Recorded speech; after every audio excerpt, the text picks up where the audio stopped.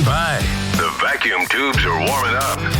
This is a special live broadcast right here on Georgia Radio. Well, good Wednesday morning to you. Matt Jolly here for Neighbor to Neighbor. Well, if you've been following along and you've not been living under a rock here in the state of Georgia, you know that the Georgia National Fair has come and gone this year.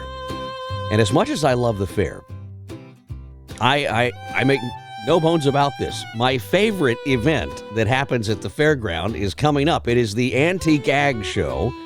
And the director of this show, Hamilton Hallford, joins me now. From down in Middle Georgia. How are you, sir? Glad to have you here. And it is my favorite event. It really is.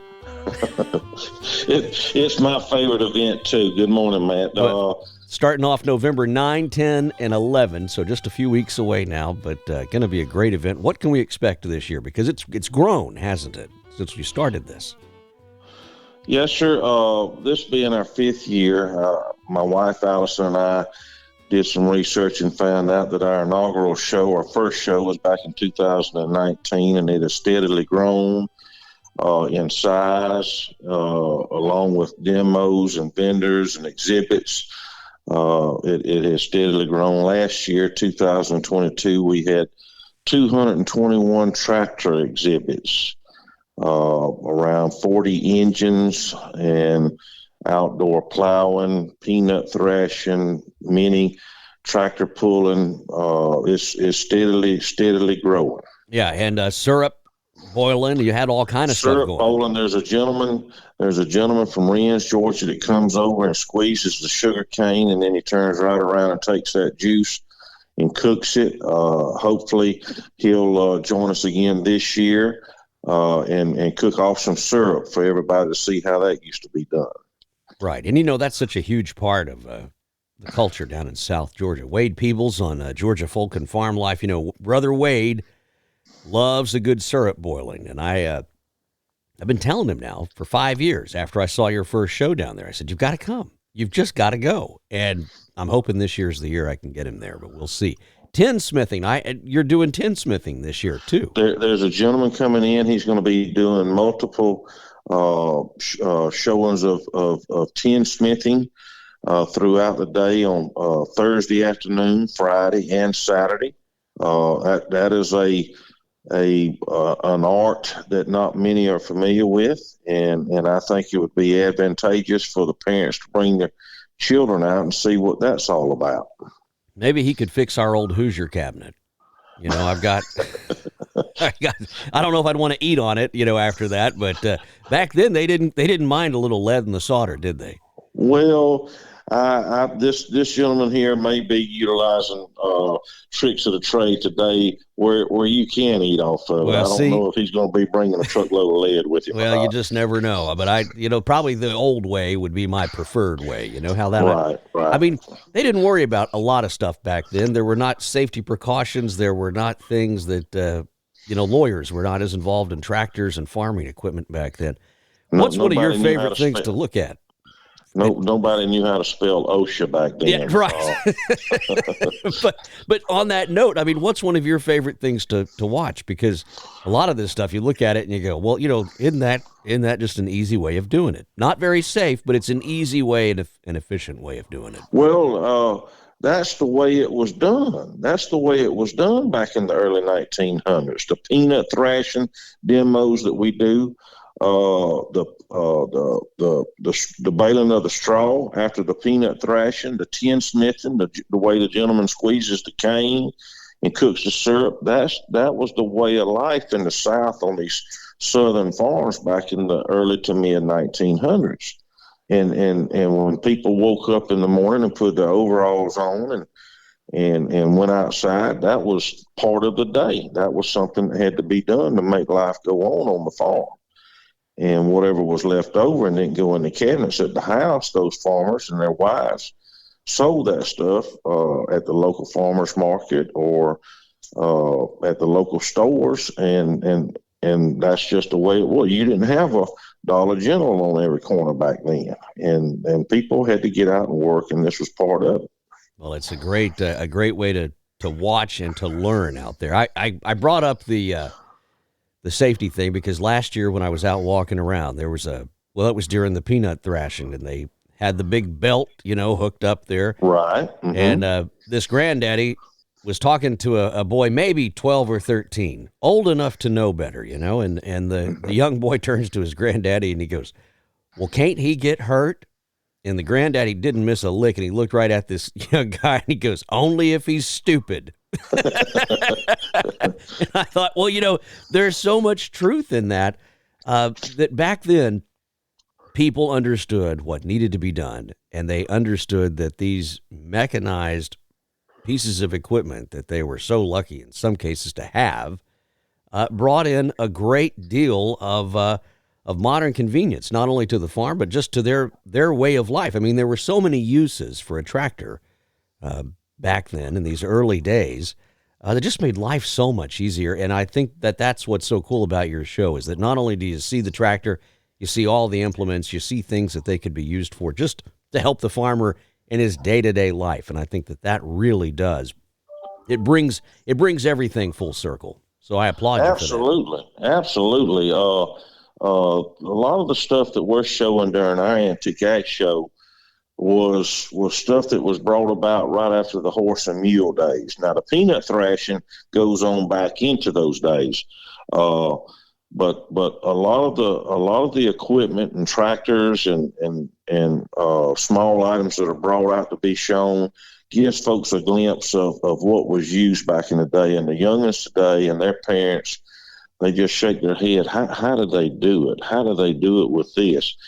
And that's what the farmer did it with. But over the years, technology and people thinking, what can I do to make this better? And leading up to that solution was just like the peanut thrashing. Back in the day, it took anywhere from 25 to 30 employees or family members to get out there and do what we do just for the peanut thrashing demonstration, where today one farmer can go out there and plant the seeds, one employee can go out there and dig those peanuts, one employee can go out there and pick those peanuts, and one employee hauls those peanuts to the buying point or the mill or wherever.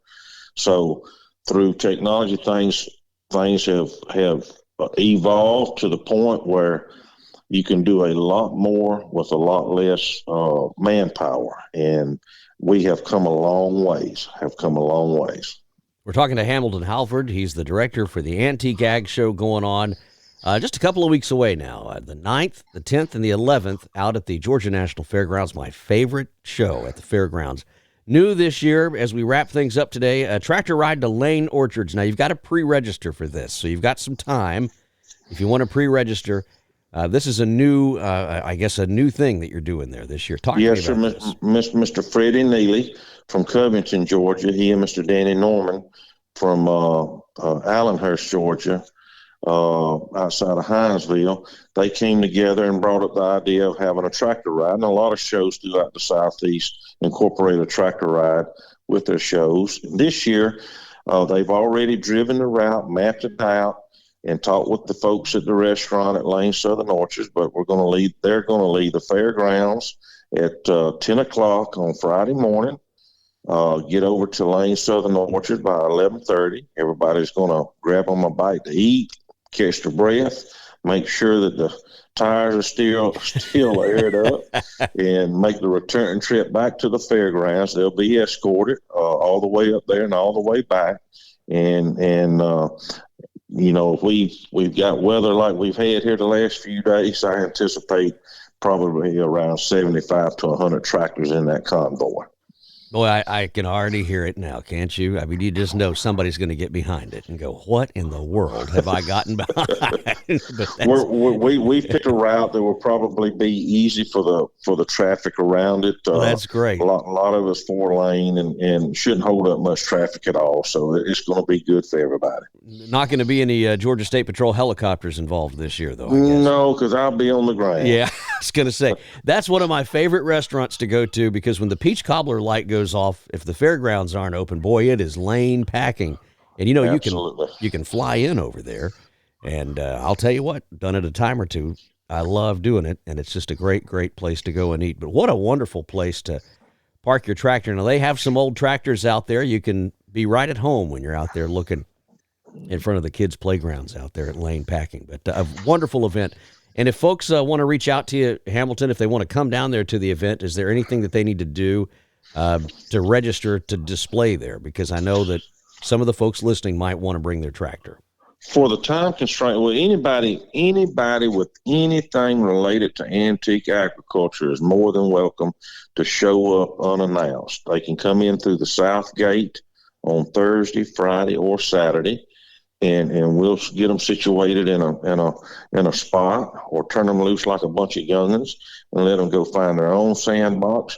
But we'll have an open door, red carpet form. As far as the tractor ride, they will need to refer to the website, gnfa.com, and get more information on registering for the tractor ride. I want everybody to know that this is being held simultaneously but separate from the Georgia Auto Fair, the Eastman Gun Show, and the Southeast Junior Livestock Rodeo. There's going to be a lot of going on at the fairgrounds this weekend of the show, November the 9th, 10th, and 11th. And children can go and look at the horses and the cows, and mamas and daddies can go and buy that part for their 1957 Chevy, or they can go down and peruse Eastman's Gun Show and see if they need anything there. So there's a lot going on. Guns, tractors, and cars all in one weekend. My goodness. Horses, cows, everything. You name it, we've got it going on. But just want everybody to understand that they're more than welcome to join us for the Antique Ag Show. No cost getting into the Antique Ag Show. All the spectators come in the West Gate. Those gates open at 8 o'clock, 12 noon on Thursday, 8 o'clock on Friday, 8 o'clock on Saturday. And we'll close the gates that afternoon when we get through having a good time. Well, there you go. Hamilton, thanks for coming on today. Great to hear your voice, sir. Thank you, sir. Appreciate your support. Georgia Radio, on your phone, in your home, everywhere you go.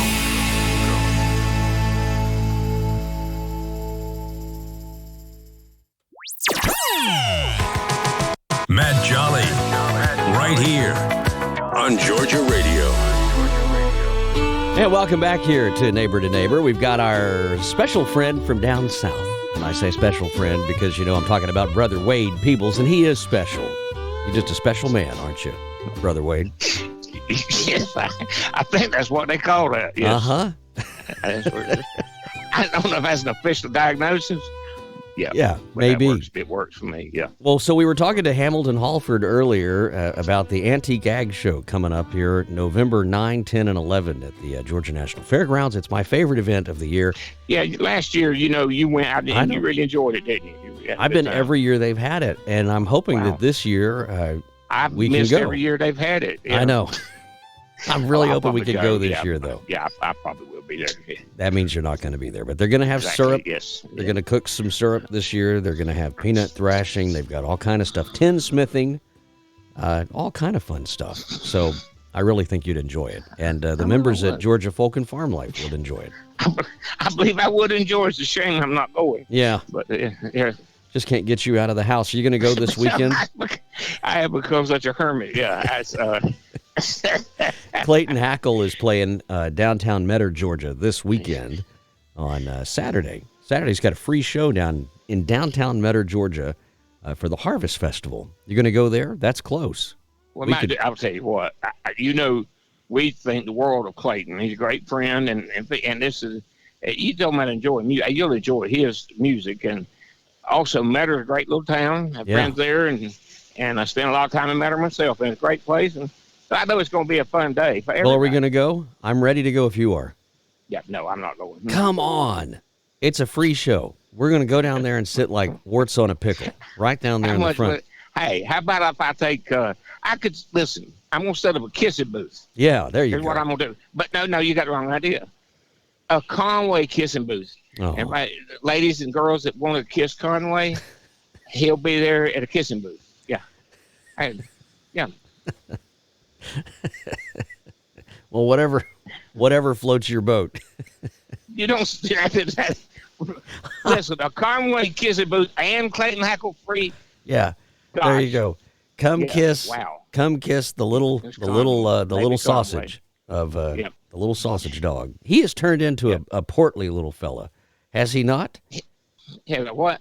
He's turned into a portly little Chihuahua now. He's you know what I'm telling you. I think it's Conway. You're not a Chihuahua. I don't know what you are because but I haven't told him that. I said it myself. Yeah. But he's sure he's a Chihuahua, but I don't think his mama even knew a Chihuahua. He's not the run of the litter. Let's just put it that way. No, he's not. I mean, he may be the world champion record Chihuahua. He might be. It's bad to talk about your dog being plump, but he is.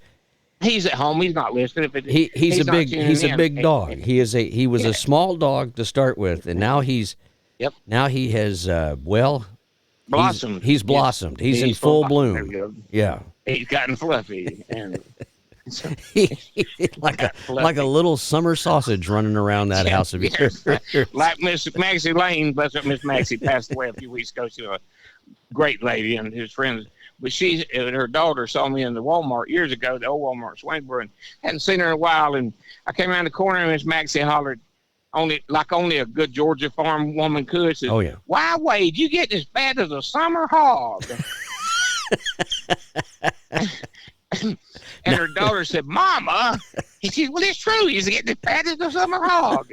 Can you say it one more time, please, before we go? A little louder this time. Here, let me grab the PA microphone.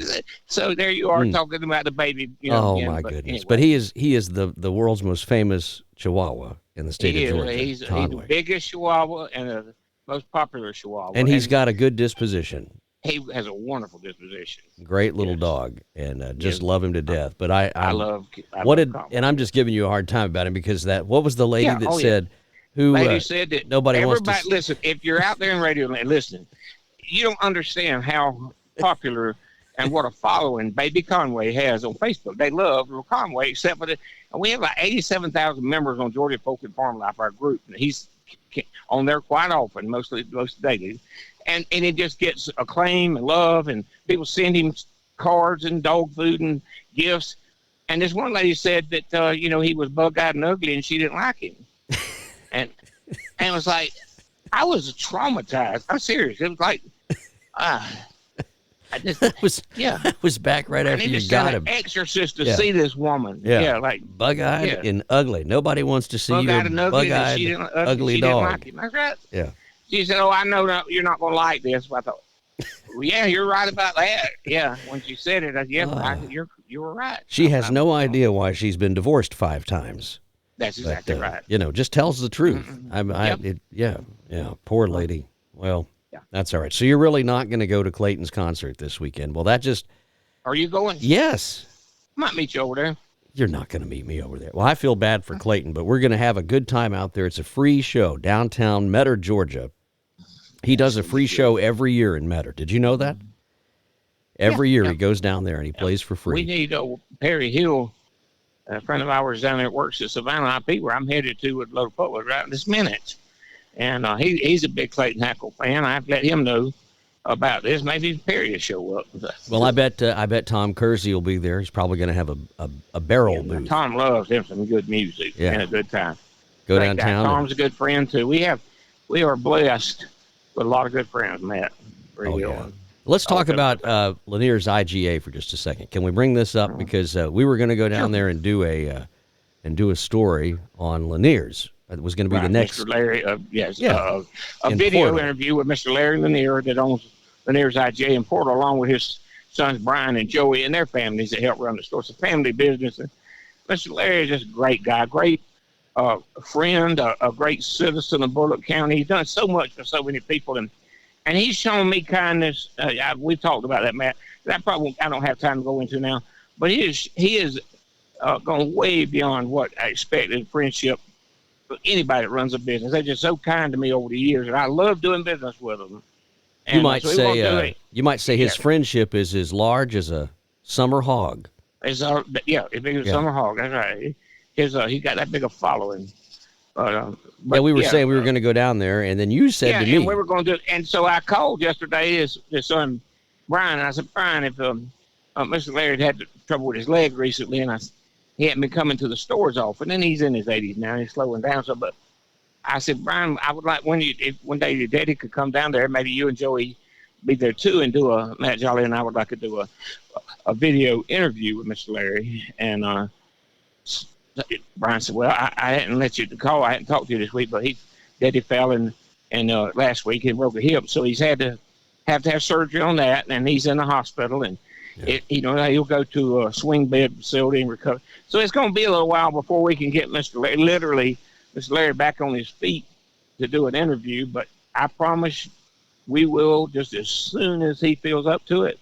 We're going to have that. We're going to do that. Yeah, this is a really neat store down there in Portal, Georgia. And, you know, Wade and I have done some fun ones over the years.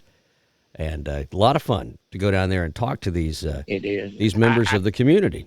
That's right. Well, Mr. Larry, like I say, sometime I got time to expand on it. I'll give an example of how far they've gone out of the way to help me and be kind to me over the years. And people are that kind to you, you don't ever forget it. And you honor their friendship above all others because they really have done more than was required. That's right. But the country store, the country store is the centerpiece of any small rural community, and that's what. And it is, Matt, it's something that's going away quickly. It is, yeah.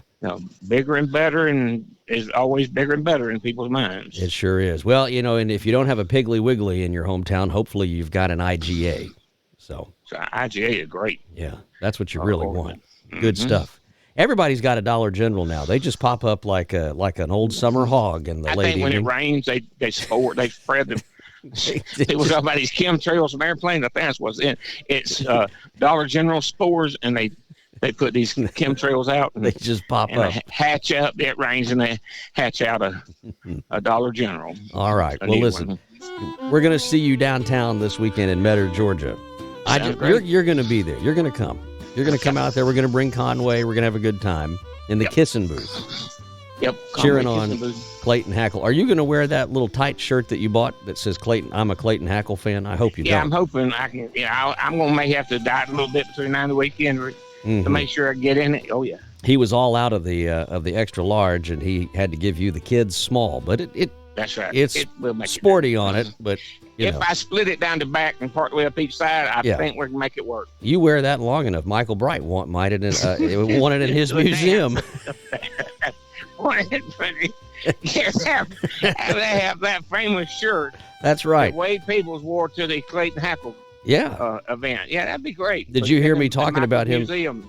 Last night I mentioned that Michael did, in fact, get a new Ricky Van Shelton shirt in down there at the Music Memories Museum in Swainsboro, Georgia. So you got to go down there and see it. One of the largest collections of music memorabilia in the state of Georgia, probably in the world, right down there in Swainsboro. So not too far from Metter, so you could go down there and, just make a day of it.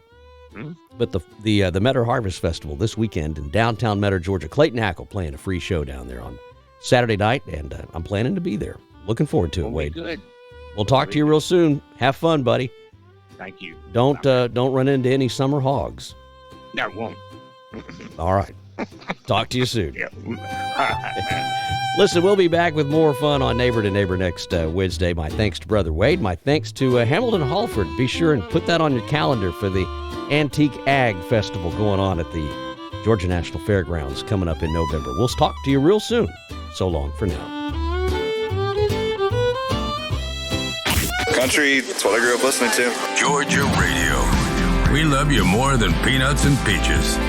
So glad you're here.